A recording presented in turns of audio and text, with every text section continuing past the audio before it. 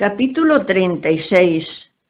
Una visión hermosa y admirable que tuvo el hermano León y cómo se la declaró San Francisco.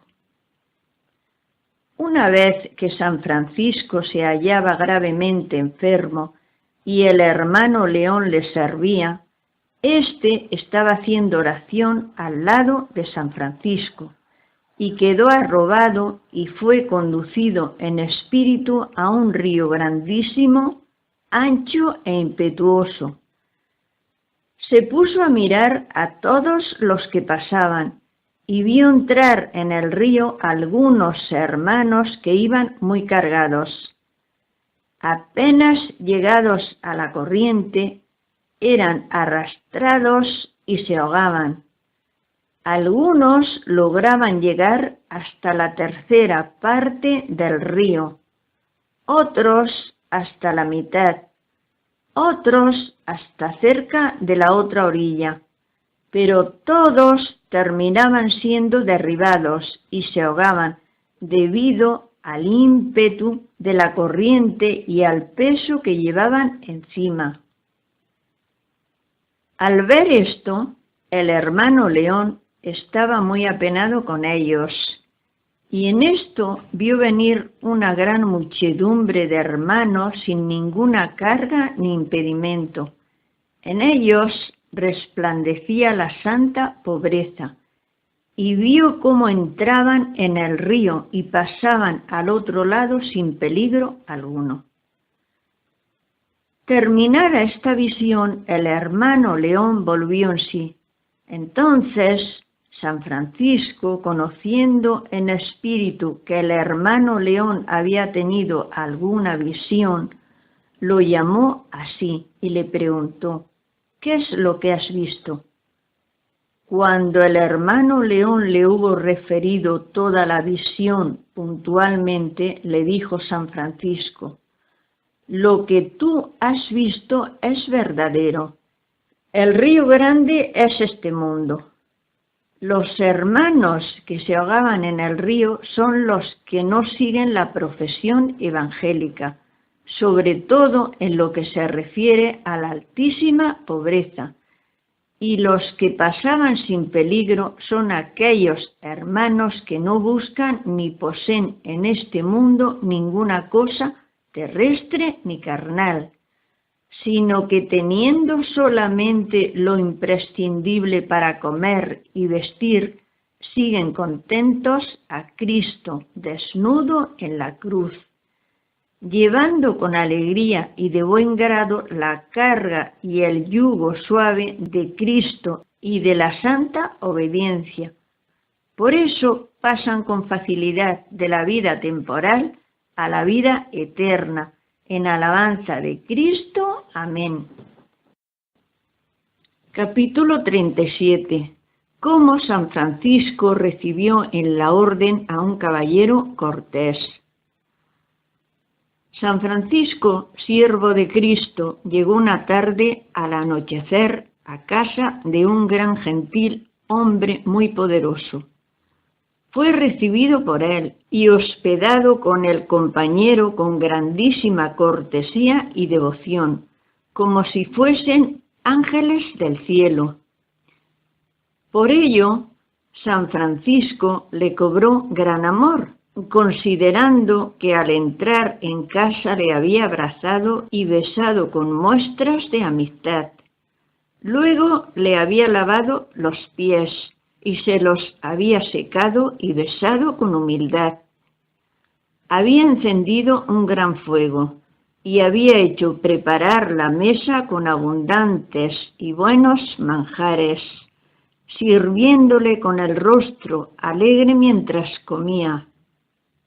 Cuando hubieron comido San Francisco y su compañero, dijo el gentil hombre: «Padre, aquí me tenéis a vuestra disposición con todas mis cosas, y si tenéis necesidad de una túnica, un manto o de cualquier otra cosa, compradla que yo la pagaré, y sabed que estoy dispuesto a proveer todas vuestras necesidades, pues por gracia de Dios puedo hacerlo, ya que tengo en abundancia toda clase de bienes temporales, y por amor de Dios que me los ha dado, yo hago uso de ellos con gusto en favor de sus pobres. Viendo San Francisco en él tal cortesía, afabilidad y liberalidad en el ofrecimiento, sintió hacia él tanto amor que luego, después de la partida, iba diciendo a su compañero: «En verdad que este caballero sería bueno para nuestra compañía, ya que se muestra tan agradecido y reconocido para con Dios y tan afable y cortés para con el prójimo y para con los pobres. Has de saber, hermano carísimo, que la cortesía es una de las propiedades de Dios, que por cortesía da el sol y la lluvia a buenos y a malos. La cortesía es hermana de la caridad, que extingue el odio y fomenta el amor. Puesto que yo he encontrado en este hombre de bien en tal grado esta virtud divina, me gustaría tenerlo por compañero.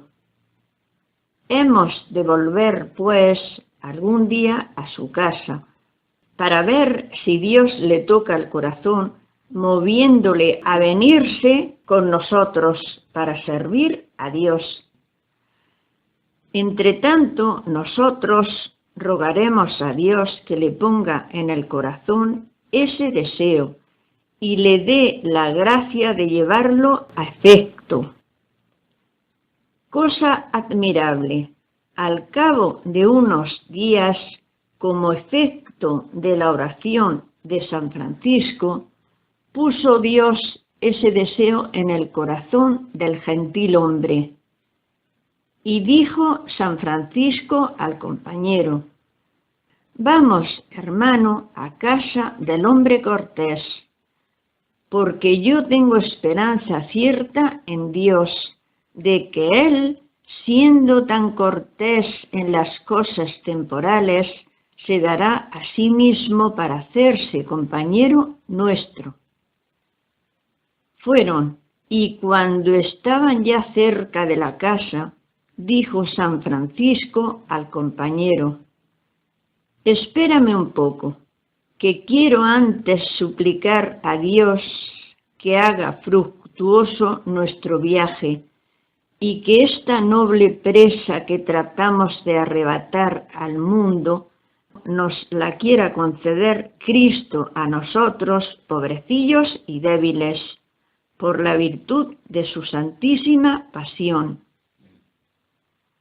Dicho esto, se puso en oración en un lugar donde podía ser visto de aquel hombre cortés, y plugo a Dios que mirando éste a una y otra parte viera a San Francisco, que estaba en oración devotísima delante de Cristo, que se le había aparecido en medio de una grande claridad, mientras oraba y estaba allí delante.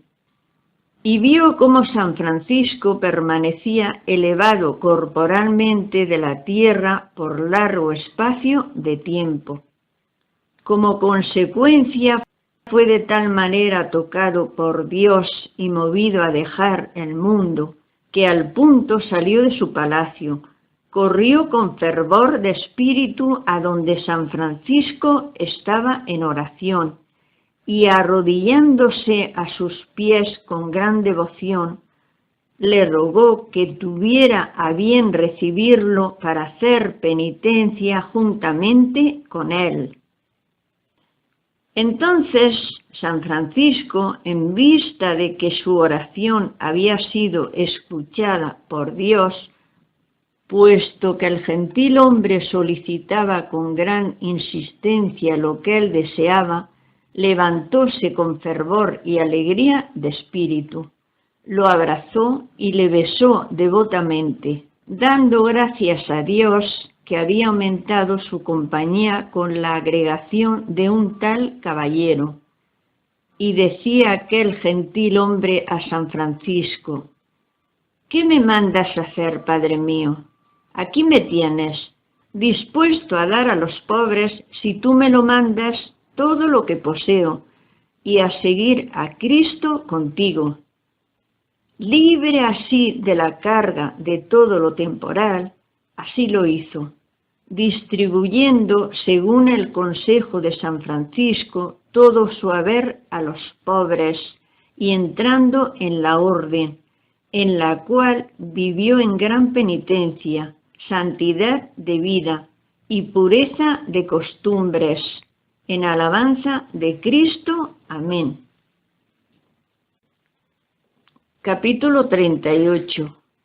Cómo San Francisco conoció en espíritu que el hermano Elías moriría fuera de la orden. En cierta ocasión en que estaban de familia juntos en un lugar San Francisco y el hermano Elías, fue revelado por Dios a San Francisco que el hermano Elías estaba condenado, que apostataría de la orden y que finalmente moriría fuera de la orden. Por esta razón concibió San Francisco hacia él tal repulsión que ni le hablaba ni conversaba con él, y si ocurría que el hermano Elías venía a su encuentro, desviaba el camino y tiraba por otro lado para no encontrarse con él. Así que el hermano Elías fue cayendo en la cuenta y comprendió que San Francisco estaba disgustado con él. Queriendo saber el motivo, un día se acercó a San Francisco para hablarle, y cuando San Francisco trató de evitarlo, el hermano Elías lo detuvo cortésmente por la fuerza y comenzó a rogarle discretamente que por favor le dijera por qué motivo él esquivaba de aquel modo su compañía y su conversación. San Francisco le respondió: el motivo es este. Me ha sido revelado por Dios que tú, por causa de tus pecados, apostatarás de la orden y morirás fuera de ella. Además, Dios me ha revelado que tú estás condenado. Al oír esto, dijo el hermano Elías: Padre mío reverendo, te pido por amor de Cristo que tú por esta causa no me esquives ni eches de tu presencia, sino que como buen pastor, a ejemplo de Cristo, encuentres y acojas a la pobre oveja que se pierde si tú no la ayudas. Pide a Dios por mí, para que si es posible revoque Él la sentencia de mi condenación, ya que se haya escrito que Dios perdona y cambia la sentencia si el pecador se enmienda de su pecado. Y yo tengo tanta fe en tu oración, que aunque estuviera en lo profundo del infierno, si tú hicieras oración por mí a Dios, yo me sentiría aliviado. Así que yo te suplico que encomiendes a Dios a este pecador, puesto que Él ha venido a salvar a los pecadores, para que me reciba en su misericordia. Decía esto el hermano Elías con gran devoción y muchas lágrimas, por lo que San Francisco, como padre lleno de piedad, le prometió pedir por él a Dios, y así lo hizo. Y orando a Dios con mucha devoción por él, conoció por revelación que su oración era escuchada por Dios en lo referente a la revocación de la sentencia de condenación del hermano Elías, y que finalmente su alma no sería condenada, pero que ciertamente saldría de la orden y moriría fuera de la orden. Y así sucedió, ya que habiéndose rebelado contra la Iglesia el rey de Sicilia, Federico, y siendo por ello excomulgado por el Papa, él y todos los que le prestaran ayuda y consejo, el hermano Elías, que era reputado como uno de los hombres más doctos del mundo, requerido por el rey Federico, se puso de su parte y se hizo rebelde a la Iglesia. Por esta razón fue excomulgado por el Papa y privado del hábito de San Francisco. Hallándose así excomulgado, enfermó gravemente. Enterado de ello, un hermano suyo, hermano laico, que había seguido en la orden y que era hombre de vida ejemplar, fue a visitarle y le dijo, entre otras cosas: «Hermano mío carísimo, yo siento gran pesar de verte excomulgado y fuera de la orden y que vas a morir en esta situación. Pero si tú ves el camino y el modo como yo pueda ayudarte y sacarte de este peligro, gustosamente me tomaré cualquier trabajo por ti». «Hermano mío», respondió el hermano Elías, «la única salida es que tú vayas al Papa y le supliques por amor de Cristo y de su siervo San Francisco, por cuyas enseñanzas yo abandoné el mundo, que me absuelva de la excomunión y me devuelva el hábito de la orden». Su hermano le aseguró que de buen grado haría todo lo que estuviera de su parte por la salvación de su alma. Se despidió de él y fue a postrarse a los pies del Santo Padre, suplicándole con mucha humildad que concediera esa gracia a su hermano por amor de Cristo y de San Francisco. Y plugo a Dios que el Papa le concediera que volviese enseguida, y si encontraba al hermano Elías aún con vida, lo absolviera de parte suya de la excomunión y le devolviera el hábito. Con esto partió muy contento y volvió apresuradamente al hermano Elías. Lo halló aún con vida, pero en trance de morir. Lo absolvió de la excomunión y le devolvió el hábito.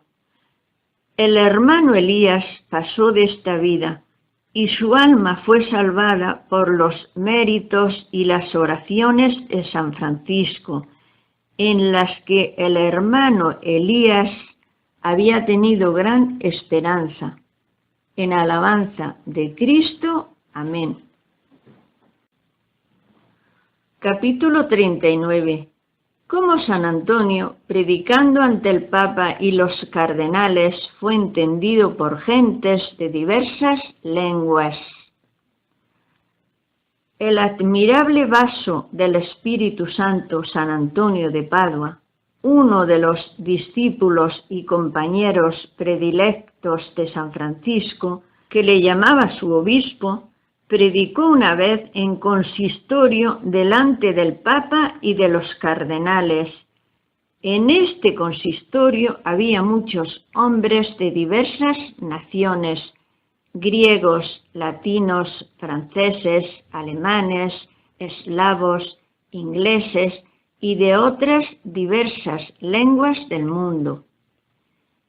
Inflamado por el Espíritu Santo, expuso y desarrolló la palabra de Dios con tanta eficacia, profundidad y claridad que todos los que se hallaban en el consistorio, aunque eran de lenguas tan diversas, entendieron claramente todas sus palabras sin perder una, como si hubiera hablado en el idioma de cada uno de ellos, hasta tal punto que todos quedaron estupefactos, y le pareció que se había renovado el antiguo milagro de los apóstoles en tiempo de Pentecostés, cuando hablaron en todas las lenguas por la virtud del Espíritu Santo. Y se decían unos a otros con admiración: ¿no es de España este que predica? Pues, ¿cómo es que todos nosotros le oímos hablar en la lengua de nuestro país? Y el mismo Papa, lleno de admiración por la profundidad de sus palabras, dijo: a la verdad, este es arca del testamento y armario de la divina escritura. En alabanza de Cristo. Amén. Capítulo 40.